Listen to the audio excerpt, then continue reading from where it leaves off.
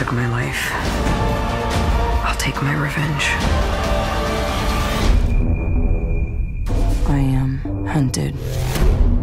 Ghost in the Shell is technically adapted from the original manga comic books, but it takes liberal inspiration from the previous anime adaptation while also drawing on elements from its sequel and TV spin-off. It's not the most original film you'll see this year, but Ghost in the Shell's visually stunning sci-fi world demands to be seen on the big screen.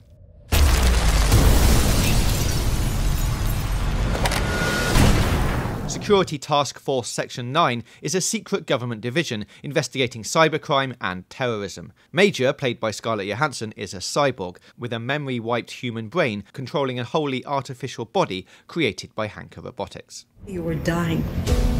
We saved you.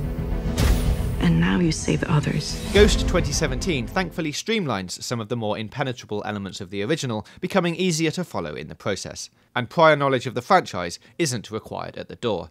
The story might be simple, but it remains timely, gesturing to themes of privacy, identity, immigration, and terrorism.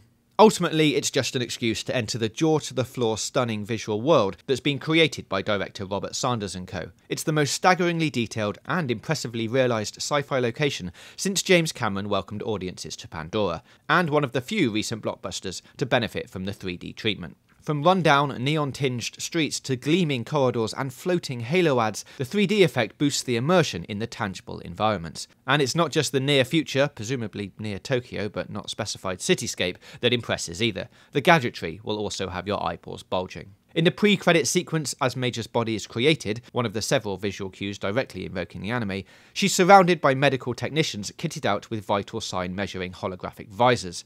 And this is just one of the many neat details that help bring the grimy retro future metropolis to life. Johansson wears a thermal optical camouflage skin suit that can turn her invisible, and it at least provides her with a little more modesty than the anime's fully nude Major. Most of the well-staged action sequences have Johansson at the centre, and she acquits herself admirably in the ass-kicking department. Of course, she's already proven her abilities as the MCU's Black Widow. The casting of a Caucasian lead caused a whitewashing controversy that's continued to plague the film, but the narrative does at least provide a reason for the change, which we won't explain now because we're avoiding spoilers. By necessity of the plot, Major remains a mostly blank slate throughout. It's a controlled performance by Johansson, who captures the character's uncanny emptiness, even if the result is that she's not the easiest central character to root for, despite the times when we see flashes, or ghosts, of her previous life start to appear before her eyes. As such, the film lacks an emotional anchor, and some of the reveals don't give the feels like they should. It doesn't help that the plot is join-the-dots predictable for the most part, even if you've not seen the original. Kuze, for example, feels more effective when he's skulking in the shadows, and the final showdown would have benefited from more oomph. However, this is a rare blockbuster that doesn't sacrifice its standalone quality in a bid to build a franchise.